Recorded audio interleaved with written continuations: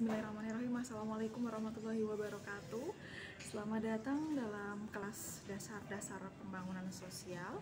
Dan selama kurang lebih 1 semester ke depan, saya akan menemani kalian mempelajari tentang apa saja yang berhubungan dengan pengantar pembangunan sosial. Oke, langsung saja kita lanjut ke materi. Yang pertama, kita akan mencari tahu lebih dahulu kenapa kira-kira perlu untuk mempelajari tentang pembangunan sosial, terutama bagi kalian mahasiswa pengembangan masyarakat Islam. Oke, kalian adalah mahasiswa pengembangan masyarakat Islam. Dalam kata lain, kalian ini secara umum mempelajari tentang ilmu sosiatri, pengembangan masyarakat. Dan kenapa perlu mengetahui pembangunan sosial? Karena itu ada dasar bagi kita untuk kemudian selanjutnya merencanakan pembangunan pengembangan bagi masyarakat, terutama bagi masyarakat Islam. Nah, dasar pembangunan sosial ini bisa dikatakan sebagai konsep dasar, konsep awal, fondasi untuk mempelajari teori-teori yang lebih advance, yang lebih canggih, yang tingkatannya lebih tinggi lagi.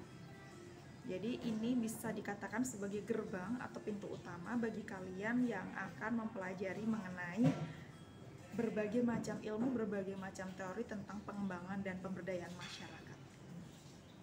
Jadi sekarang saya rasa sudah bisa dipahami kenapa dasar pembangunan sosial itu perlu dipelajari.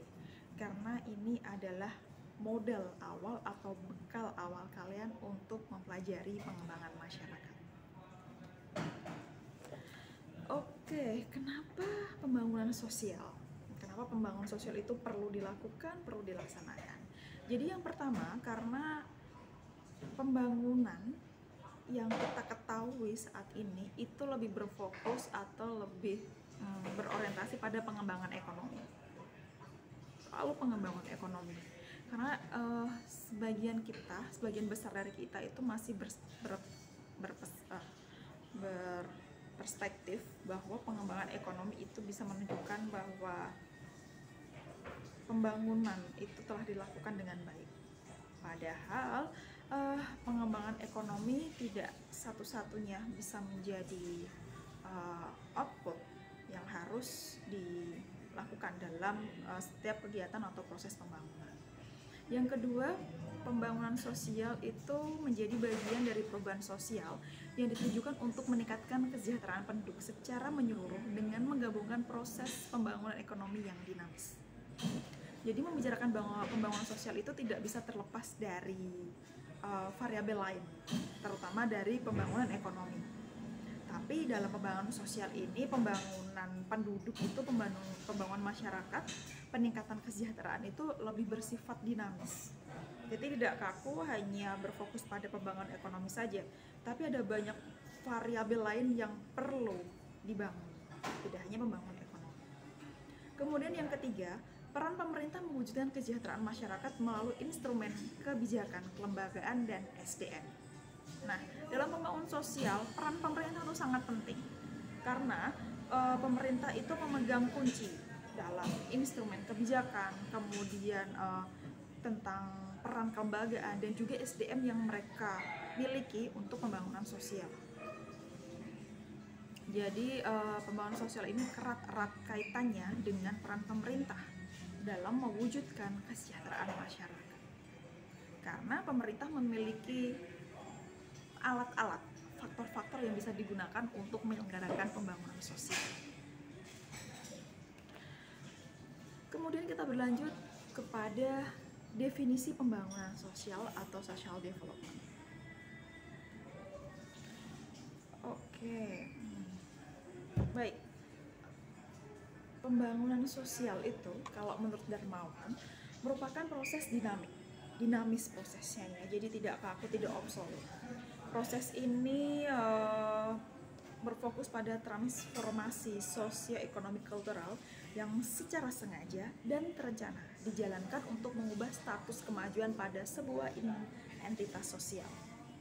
Nah, seperti yang saya bilang, jadi pembangunan sosial itu tidak hanya berfokus pada sosial, tapi juga berfokus pada ekonomi, kultural, budaya, yang pembangunan ini disengaja atau direncana. Jadi pembangunan itu disusun secara rinci, secara sistematis, tersusun yang tujuannya adalah untuk mengubah status kemajuan pada sebuah entitas sosial. Kemudian perubahan tersebut diperlukan bagi masyarakat agar dapat beranjak dari satu status atau tataran atau ketertinggalan ke status atau level perkembangan berikutnya yang dinilai lebih mapan dan modern. Jadi bisa dikatakan perubahan yang diciptakan oleh pembangunan sosial adalah suatu bisa dikatakan level up itu ya, atau upgrade dari satu level yang rendah ke level yang lebih tinggi. Jadi misal pembangunan itu ditujukan pada satu entitas yang pada mulanya berada di level 1. Kemudian karena diberikan pembangunan sosial, perubahan sosial itu, kemudian entitas A itu, entitas tersebut kemudian jadi naik ke level B. Jadi semacam kalau misal kalian masih sekolah dari kelas 1 kemudian naik kelas 2. Jadi di situ kan ada proses belajar, kemudian proses pendidikan. Nah, pembangunan itu seperti itu. Jadi pembangunan itu berusaha untuk menciptakan atau mengangkat satu level ke level yang lebih tinggi. Kemudian ini ada beberapa definisi pembangunan menurut beberapa ahli. Yang pertama yaitu dari Setiadi dan Kolib. Mereka mengatakan bahwa pembangunan merupakan seperangkat usaha manusia untuk mengarahkan perubahan sosial dan kebudayaan sesuai dengan tujuan kehidupan berbangsa dan bernegara, yaitu untuk mencapai pertumbuhan peradaban dalam kehidupan sosial dan budaya. Jadi yang dimaksud di sini adalah pembangunan itu usaha upaya manusia yang ditujukan untuk mengubah sosial dan kebudayaan. Tentu saja perubahan sosial dan budaya ini harus bersifat positif, harus bersifat membangun, bukan destruktif, bukan merusak. Nah, pembangunan ini ya harus sesearah dengan tujuan kehidupan berbangsa dan bernegara. Jadi tujuan berbangsa dan bernegara di hampir setiap wilayah negara itu kan bersama-sama mirip lah ya, yaitu untuk menumbuhkan peradaban, kemudian meningkatkan atau memperbaiki kehidupan sosial dan budaya. Kemudian menurut Mansur Faki, pembangunan menjelaskan proses dan usaha untuk meningkatkan kehidupan ekonomi, politik, budaya, infrastruktur masyarakat, dan sebagainya. Jadi pembangunan merupakan bagian dari teori perubahan sosial. Nah, menurut Faki ini, pembangunan itu tujuannya adalah untuk meningkatkan kehidupan ekonomi, politik, budaya, serta infrastruktur masyarakat tersebut.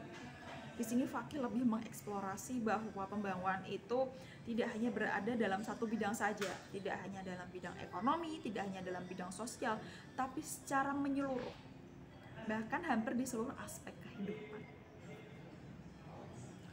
Kemudian definisi pembangunan ini dari ahli itu ya, ilmuwan barat ya. Kalau yang sebelumnya itu Faki sama Kolib itu dari Indonesia.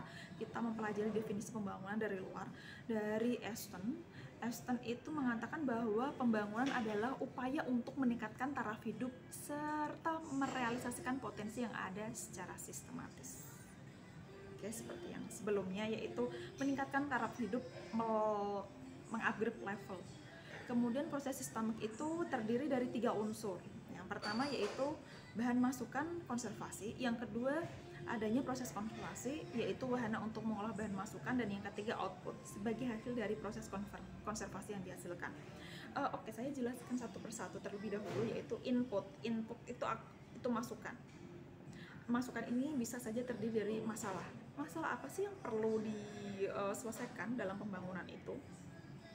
Masuk konservasi. Kemudian masukan ini juga bisa berarti sebagai resource ya, sumber daya yang bisa digunakan dalam kegiatan pembangunan. Resource itu bisa berupa kebijakan, kemudian bisa berupa uang, bisa berupa program dan kegiatan dan yang lain-lain. Kemudian ada yang namanya proses konservasi. Nah, ini adalah untuk mengolah, memproses bahan masukan tadi. Kira-kira bagaimana ya bahan-bahan yang sudah ada itu dikelola dan diolah sehingga bisa menciptakan proses pembangunan yang baik. Baru yang ketiga yaitu output atau hasil dari proses konservasi yang telah dilakukan. Kira-kira outputnya sejalan tidak dengan rencana pembangunan? Apakah sudah sesuai dengan tujuan? Apakah sudah mencapai hasilnya? Nah, inilah kenapa yang namanya proses pembangunan itu merupakan proses yang disusun secara sistematis. dan tentu saja ia juga merupakan proses yang terencana.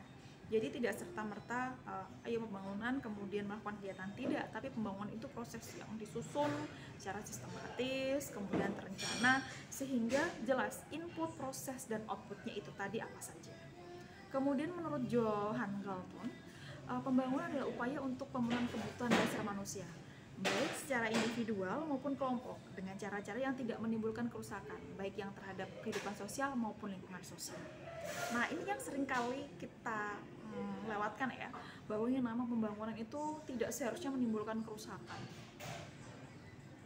Karena yang kita ketahui, apalagi kalau tentang pembangunan ekonomi, kita seringkali melihat bahwa pembangunan ekonomi itu seringkali merusak lingkungan. Contohnya misal kalau kalian baca beberapa literatur atau artikel berita kemarin, ada sebuah headline, bukan headline, atau banyak berita yang menjelaskan atau memberikan informasi bahwa tata kota Jakarta itu merupakan tata kota terburuk di dunia. Karena apa? Karena pembangunan di Jakarta itu bukan people oriented gitu ya, bukan human oriented, tapi car oriented. Karena seolah-olah Jakarta itu dibangun untuk tempat tinggal mobil, bukan manusia. Kok bisa tempat mobil ya kan? Karena yang dibangun itu tol, jalan layang, kemudian ya tol lagi, jalan lagi. Sedangkan pembangunan lingkungannya itu hampir sangat minim gitu. Jarang sekali menemukan ruang terbuka hijau di sana. Jarang sekali kita menemukan pohon-pohon gitu ya. Karena yang dibangun adalah beton, jembatan, yang mana itu sebenarnya tempat mobil, bukan tempat manusia. Begitu. Kemudian apa saja sih yang aspek-aspek yang dilembatkan dalam definisi pembangunan sosial? Oke, yang pertama, konsep pembangunan sosial itu melibatkan ide tentang sebuah proses. Jadi kondisi pembangunan sosial itu sangat dinamis dan fokusnya adalah transformasi. Jadi transformasi atau perubahan. Jadi jadi tujuan pembangunan tidak bisa dicapai jika tidak terwujud transformasi sosial. Nah, dalam hal ini pembangunan sosial mungkin bertentangan dengan pendekatan statis yang melibatkan perpindahan sumber daya secara langsung tanpa mensyaratkan komitmen jangka panjang untuk mengubah kondisi sosial terkini. Contohnya, pemerintah yang menyediakan layanan kesejahteraan yang bersifat pasif dan justru tidak berusaha mengatasi sumber masalahnya. Contohnya seperti ini, subsidi. Kalian pasti tahu ya, di masa pandemi ini pemerintah jor-joran memberikan subsidi kepada masyarakat. Syaratnya ya simpel sih, masyarakat miskin, kemudian kehilangan pekerjaan karena pandemi, harus semacam itu lah ya. Pemberian subsidi atau insentif semacam ini bukan kebijakan atau pembangunan sosial yang berfokus pada ini ya, bukan berfokus pada masalah, karena sebenarnya masalah pandemi ini utamanya adalah tentang kesehatan, utamanya tentang itu ya, tentang kesehatan, keselamatan gitu, yang kemudian berdampak pada ekonomi. Jadi apa yang diberikan itu kurang tepat karena tidak mengatasi masalah utamanya. Contohnya seperti ini, kalian pasti tahu lah ya tentang filsafat orang diberi pancing dan orang dibeli ikan. Ketika seseorang diberi ikan, maka dia akan cenderung ketergantungan atau manja karena sudah diberi barang jadi yang bisa dipakai. Tapi beda dengan orang yang diberikan kail dan pancing. Dia akan melakukan proses, dia akan berusaha untuk mendapatkan ikan. Jadi ada proses. Dan proses itu membuat seseorang menjadi mandiri, menjadi independen, tidak tergantung dengan bantuan yang diberikan. Itu adalah maksud dari pembangunan sosial melibatkan ide tentang sebuah proses. Jadi tidak hanya langsung dikasih barang jadi, tapi juga siapa itu yang diberdayakan, siapa itu yang dibangun juga didorong untuk mengikuti proses. Kemudian yang kedua yaitu proses perubahan sosial dalam pembangunan sosial bersifat progresif. Progresif ini artinya fokus ke depan ya. Dan dalam pembangunan bersifat progresif ini mengacu pada fokus proyek, program kebijakan dan rencana yang mempromosikan perubahan progresif. Jadi perubahan progresif ini harus dicantumkan dalam proyek, program kebijakan yang terencana. Kemudian selain progresif, kita juga bisa menggunakan kata transformatif, yaitu proses perubahan sosial yang mempertegas bagaimana hal itu dapat menjawab tantangan kondisi sosial yang ada. Jadi karena bersifat progresif dan transformatif, hal itu bisa atau diharapkan mampu untuk mengatasi kondisi sosial atau masalah sosial yang timbul di dalam masyarakat. Kemudian yang ketiga yaitu pembangunan sosial membentuk sebagian dari proses multitahap yang lebih besar. Dan proses ini mencakup ekonomi, sosial, politik, budaya, lingkungan, bahkan gender dan dimensi lain yang terintegrasi. Kalau sebelumnya itu di masa-masa awal munculnya pembangunan sosial, tadi kan yang difokuskan itu kan pada aspek ekonomi, kemudian meluas ke bidang sosial, politik, dan budaya. Serta kalau sekarang itu pembangunan sosial itu juga berfokus pada pembangunan gender. Jadi gender juga merupakan salah satu aspek penting dalam pembangunan sosial. Kemudian yang keempat yaitu proses pembangunan sosial merupakan intervensi yang membutuhkan tindakan manusia. Jadi harus ada keterlibatan, harus ada kontribusi dari manusia, dari orang yang akan diberdayakan itu. Jadi bayangannya seperti ini, sudah ada rencana disusun secara sistematis, sudah baik. Tapi ketika manusianya itu tidak terlibat dan tidak bertindak secara langsung, maka rencana yang sudah bagus itu akan percuma saja. Jadi membutuhkan kontribusi, partisipasi, serta intervensi dari manusia. Utamanya adalah manusia yang ingin dinaikkan levelnya tadi. Kemudian yang kelima yaitu pembangunan sosial bersifat produktif dan berkontribusi terhadap pembangunan ekonomi. Produktif di sini maksudnya adalah pembangunan ini harus harus bisa menghasilkan sesuatu. Hasil sesuatu yang tentu saja hasil sesuatu itu bisa berdampak terhadap pembangunan ekonomi. Pembangunan ekonomi ini contohnya adalah peningkatan kesejahteraan, kemudian kenaikan pendapatan, perbaikan level hidup dan yang lain. Kemudian yang keenam yaitu cakupan pembangunan sosial bersifat universal dengan berfokus pada seluruh populasi, bukan hanya kelompok masyarakat rentan. Maksudnya gimana nih? Masa orang kaya perlu dibangun kan gitu? Jadi begini teman-teman, nanti kalau kalian dapat materi tentang pemberdayaan masyarakat, misal di participatory action research atau di rural appraisal itu, kalian nanti akan fokusnya di sana adalah masyarakat rentan, kemudian masyarakat yang terdiskriminasi atau masyarakat yang tidak bisa mengakses hak dan hak-haknya. Tapi kalau pembangunan sosial ini bersifat universal untuk semua orang dalam satu populasi. Kenapa demikian? Karena pembangunan sosial itu juga mempromosikan partisipasi masyarakat dalam pembangunan. Partisipasi masyarakat ini artinya masyarakat secara luas, bukan masyarakat dari pihak atau golongan tertentu. Kenapa demikian? Karena pembangunan sosial itu mengalihkan sumber daya pada kelompok masyarakat yang mendapat keuntungan kecil dalam pembangunan ekonomi.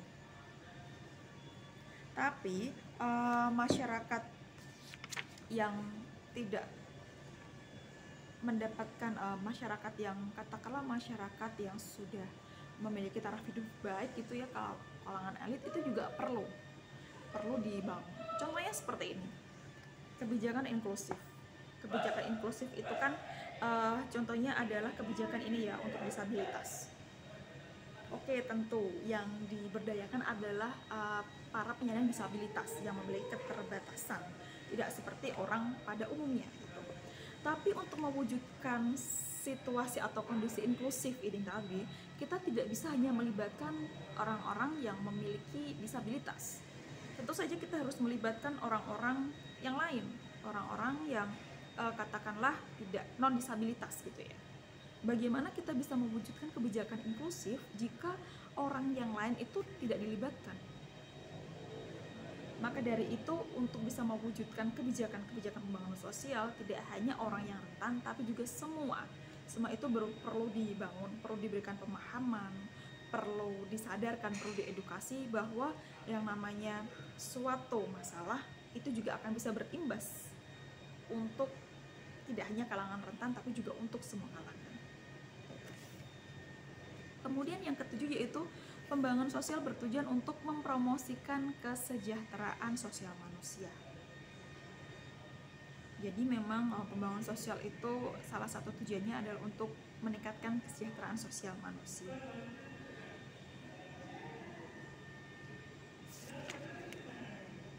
Nah, selanjutnya apa saja sih inti dari pembangunan sosial? Yang pertama yaitu usaha-usaha yang dibuat secara sengaja, terencana dan sistematis, seperti yang sudah saya sampaikan sebelumnya. Kemudian untuk mengubah keadaan, baik sosial, ekonomi, budaya, pendidikan, kesehatan, pangan, dan yang lain-lain. Dalam hal ini, mengubah keadaan itu tidak hanya dari aspek ekonomi, tapi juga dari yang lain. Kemudian level up, menjadi lebih baik, lebih maju, dan lebih tinggi. Intinya ada upgrade ya, ada perubahan menjadi yang lebih baik.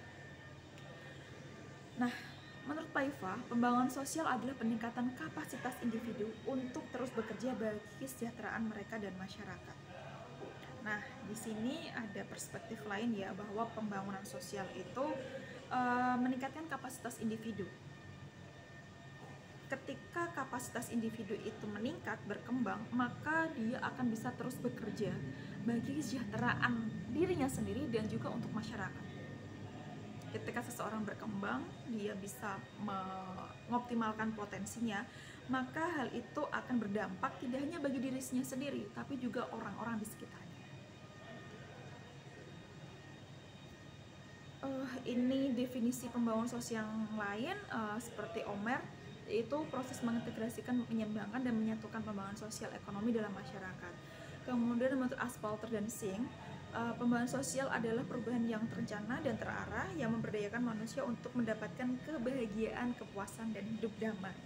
Nah, ini lebih definisinya tuh lebih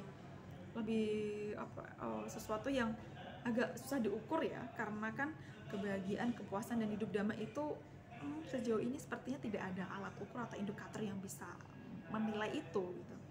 Tapi ketika seseorang kebutuhan ekonominya terpenuhi, secara sosial budaya ia dapat mengembangkan dirinya, maka efeknya itu membuat diri mereka bahagia, puas, dan merasa damai. Kemudian Hollister dan Spargel menyatakan bahwa pembangunan sosial itu menyamakan pembangunan sosial dengan organisasi, komunitas, analis kebijakan, dan administrasi program. Jadi memang harus ada komunitas, analis kebijakan, dan administrasi program yang bekerja untuk menyusun sekaligus melaksanakan pembangunan sosial tersebut. Kemudian ada pembangunan sosial dan sistem nilai. Kenapa sistem nilai ini penting dalam pembangunan sosial? Karena nilai itu bisa membimbing pembangunan. Pembangunan yang hanya berorientasi pada pertumbuhan bukan merupakan pembangunan yang sebenarnya, karena tidak ada substansi atau nilai-nilai yang menjadi acuan. Contohnya seperti ini. Kenapa pembangunan itu harus berfokus pada nilai? Misalnya gini, pemerintah ingin membangun atau mengembangkan sistem pendidikan. Kemudian peningkatan pendidikan itu diukur dari jumlah sekolah yang dibangun, jumlah guru, jumlah murid yang bersekolah, atau mungkin jumlah lulusan. Tapi apakah itu sudah cukup untuk orientasi nilai? Saya rasa tidak ya, karena orientasi nilai pendidikan lebih luas, lebih besar daripada hanya sekedar jumlah sekolah yang dibangun. Apa nilainya? Nilainya mungkin bisa dalam peningkatan pengetahuan, kemudian pendidikan karakter bagi anak didik, atau bisa jadi nilainya itu nanti peningkatan kesejahteraan karena pendidikan bagus, kemudian bisa dapat kerja yang baik sehingga kesejahteraannya meningkat. Atau kemudian seseorang itu bisa lebih bijaksana, bisa lebih terbuka, open minded karena telah mendapatkan pendidikan yang cukup. Nah, itu adalah pembangunan yang berdampak pada nilai. Jadi bukan hanya sesuatu yang bisa diukur secara real, bisa dilihat dari mata ya, tapi nilai, esensinya. Nah, kemudian seringkali digunakan yaitu pembangunan sosial yang bersifat sosiologis.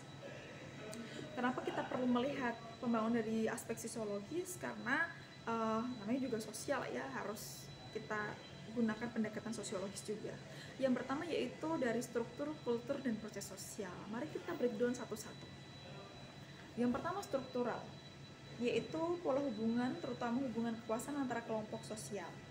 Jadi melalui tatanan struktural ini, suatu kelompok sosial yang lebih kuat dan berkuasa akan mampu memaksa, memerintah, atau memberi kendala pada manusia atau kelompok lain, sehingga terjadilah suatu kesenjangan dan ketidakadilan. Nah, ini terkait dengan kemiskinan struktural ya, bahwa misal kalian ini menemukan orang yang sudah bekerja keras gitu ya, kerja fisik tapi tetap miskin gitu.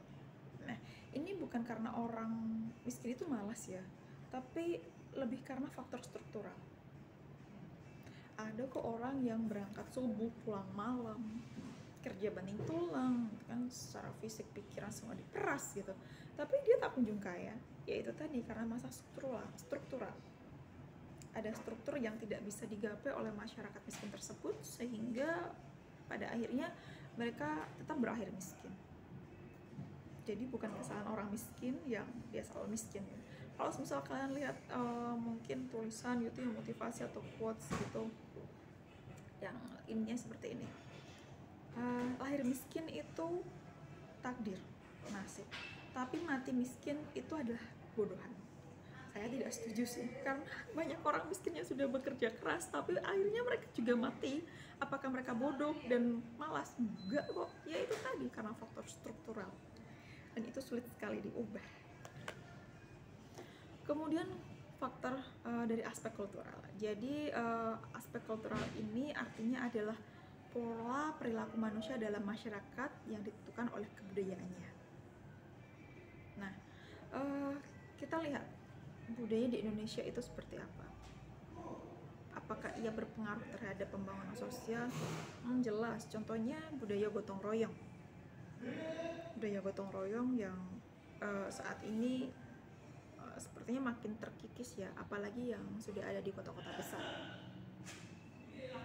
Kemudian budaya atau kultur ini bisa digunakan dalam pembangunan sosial itu sebagai satu alat untuk menciptakan strategi yang tepat dalam pembangunan. Jadi dalam budaya itu kita bisa melihat kira-kira strategi yang cocok untuk membangun sosial itu seperti apa. Contoh seperti gotong royong itu tadi. Gotong royong itu bisa kita gunakan untuk menciptakan strategi yang baik dalam pembangunan sosial. Beda misal dengan kota, dengan negara yang lebih individualistik. Individual, terus orangnya lebih suka sendiri-sendiri gitu ya. Otomatis kebijakan pembangunan sosialnya juga pasti akan berbeda dengan negara yang gotong royong semacam Indonesia. Nah, mungkin kalian bisa menganalisis budaya yang ada di Indonesia itu apakah sudah sejalan dengan pembangunan sosial yang ada di negara kita. Apakah selama ini kita telah membangun budaya yang baik, yang selaras dengan pembangunan sosial? Apakah pembangunan kita telah menjunjung unsur-unsur budaya? Coba lihat, coba dipahami, kira-kira apakah selama ini kebijakan pembangunan sosial itu sudah sesuai dengan budaya kita? Kalau semisal pembangunan sosial itu tidak berjalan dengan baik, apakah ada yang salah? Yang salah itu budayanya atau justru pembangunannya yang tidak sesuai dengan budaya kita? Nah, silahkan dipikirkan sendiri. Kemudian ada proses. Ya, proses itu membangun ruang lebih luas bagi masyarakat untuk menegosiasi kultur dan struktur di masyarakat. Jadi proses ini menitikberatkan pada interaksi sehari-hari antar anggota masyarakat. Jadi masyarakat ini dalam aspek proses itu didorong untuk terlibat, untuk berpartisipasi, untuk berkontribusi dalam pembangunan sosial. Karena melalui proses sosial, individu maupun kelompok dapat mengekspresikan aspirasi secara bebas, secara luas. Bayangkan jika suatu pembangunan sosial itu disusun, direncanakan, tapi tidak melibatkan masyarakat yang berproses dalam menyampaikan aspirasinya. Tentu saja proses ini bertujuan untuk mendorong masyarakat terlibat langsung dalam pembangunan sosial tersebut. Tentu saja proses itu tidak serta-merta bisa kita ciptakan begitu saja ya. Karena proses ini adalah suatu kegiatan yang membutuhkan waktu lama. Bayangkan masyarakat kita adalah masyarakat apatis yang ragu, yang tidak percaya diri untuk menyampaikan aspirasinya. Kemudian untuk menciptakan masyarakat yang partisipatif itu tentu saja membutuhkan suatu proses. Maka dari itu proses merupakan salah satu aspek yang penting dalam pembangunan. Baik, demikian itu saja materi yang bisa saya sampaikan untuk materi pengantar dasar pembangunan sosial ini. Semoga bermanfaat dan semoga kalian paham apa yang saya sampaikan. Terima kasih. Akhir kata, wassalamualaikum warahmatullahi wabarakatuh.